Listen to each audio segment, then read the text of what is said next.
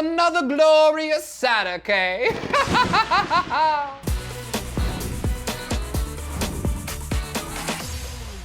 Hey y'all, and welcome back. Listen, I have so much I want to dive into today, so let's get into the catch-up.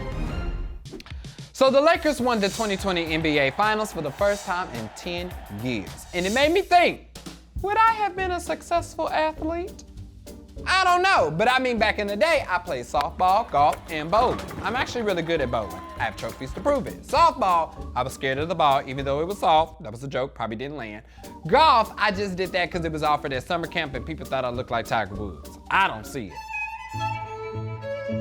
Anyways, congrats Lakers on your win. So recently I went on a getaway and had some me time because I needed some time to just truly reconnect with myself. Now, some of you may know I took a little hiatus from work this summer, and during that time, I realized that self-care is extremely vital to our overall well-being, especially now more than ever. And according to the U.S. Centers for Disease Control and Prevention, also known as the CDC, COVID has brought a mental health crisis to America. From a survey, they reported that nearly 41% of respondents are struggling with mental health issues stemming from the pandemic. Even numerous celebrities like Zendaya, Selena Gomez, Demi Lovato, and Lizzo have admitted that the pandemic has affected their mental health. Now, self-care looks different for everybody, and for me, I am putting my phone down and no one is allowed to contact me unless it's for work or an emergency. I am using this time to love on myself so I can keep my mental health in check. So during this time, I strongly encourage y'all to take care of yourself, whether it's through meditation or going on a getaway, safely and with a mask, or whatever else works for you, because how can you bring happiness to the world if you are not happy with yourself? Now that's a word. Now, Halloween is just around the corner, and because of the pandemic, celebrating is going to look different this year. The tradition of trick-or-treating and going through haunted houses ain't an option. Sorry, Andy Lassner. But that did not stop families from getting creative and finding COVID-safe ways to celebrate. For example, one dad created a candy chute so people can continue to trick-or-treat at a social distance if they choose. Now, another family decided to still trick-or-treat this year, but inside of their home. All members of the family will dress up and stand behind different doors in the home to emulate the traditional trick-or-treating experience. Now, if I were to rate these creative ideas on a scale of 1 to 10, I would give the candy chute a 1 because you still touch that candy, so I still don't want it. Trick-or-treating inside the house, maybe a 5, because maybe I'm scared of my family members to begin with. So send me ways y'all are planning on getting creative this Halloween, and I might just show them in our next episode. Now, all of this talk of Halloween got me in a festive mood, so I'm gonna go carve a pumpkin. All right, so we are going to be carving this pumpkin to look like my K-moji. First, you want to choose your pumpkin. This is the pumpkin I'll be carving. Can you see it? Great. And we need some carving tools. And here's our tools. These is real bougie. Great. Now I'm going to use a sharp serrated knife to cut off the very top part, the crown. You want the bigger one? Who? The bigger one. Great. So now we're gonna cut this. Oh, Jesus. They need to sharpen these things before they start shipping them out. Oh, this is a real thick pumpkin, Jesus. Ooh, I wore the wrong clothes for this. I just bought this sweater. Fun fact. Pumpkins grow on every continent except Antarctica because they can't survive there. Neither can I. Almost done, y'all. Okay, crown done. Okay, now I gotta take my crown out. Ooh. Ooh la la. There's our crown. Beautiful. Next, we are going to use this large spoon scooper type thing and scoop out all the seeds and stuff on the inside. I already worked out today. I want to try and do it again.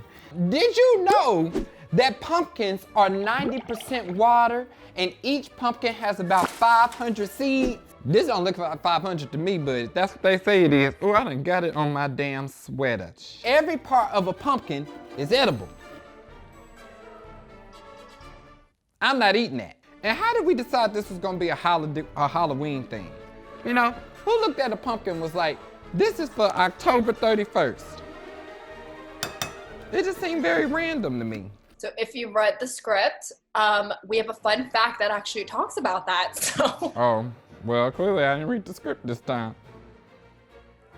I was busy yesterday, y'all. Y'all be acting like I just got a whole bunch of free time. I do the best I can with what I got. If you would have read the script, you would know that there's a fun fact in there about the origins of a pumpkin. Kalen. Boom! So the last time I carved a pumpkin, I was probably honestly like 5 years old, y'all. I don't do all this work, and I don't think I really liked carving a pumpkin, and then when you put them out on the deck, then they get like old and moldy and stuff, then you gotta throw it away. I just didn't think that was fun to me. You know, I like to get all dressed up. Since my pumpkin is now hollow, I gotta make my face. So, I am going to take this little stencil I printed out to help me. It's hot in here. Okay, here we go. Okay.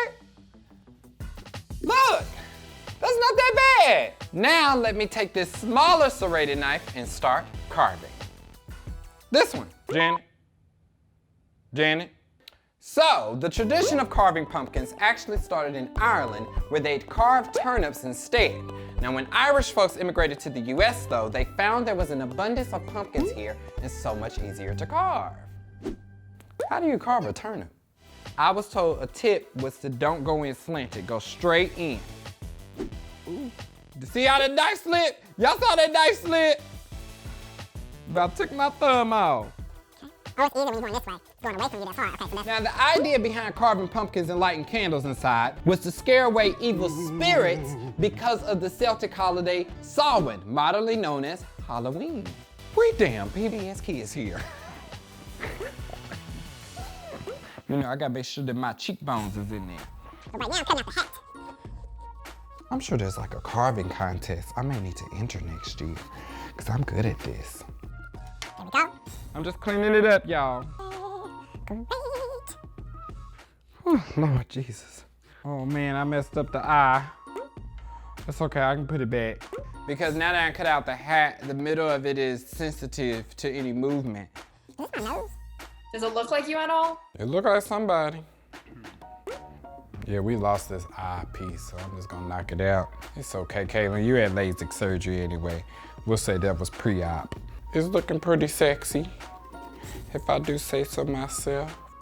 Like me, you see it. Now that we have the face all cut out, I'm gonna drop some tea light candles inside to light it up. With my tea light candle, here we go. How many I need? I probably need more than one. Lord Jesus, what I do with the box? Now that I have my candles inside of my jack-o'-lantern, I'm gonna take the crown and place it back on top, and baby, voila, Kalen lantern. Kalen O-lantern.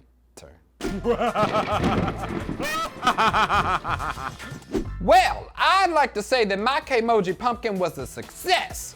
Thanks, family, for joining me today, and until next time, I'm Kalen Allen, and I'm just happy to be here. See you later.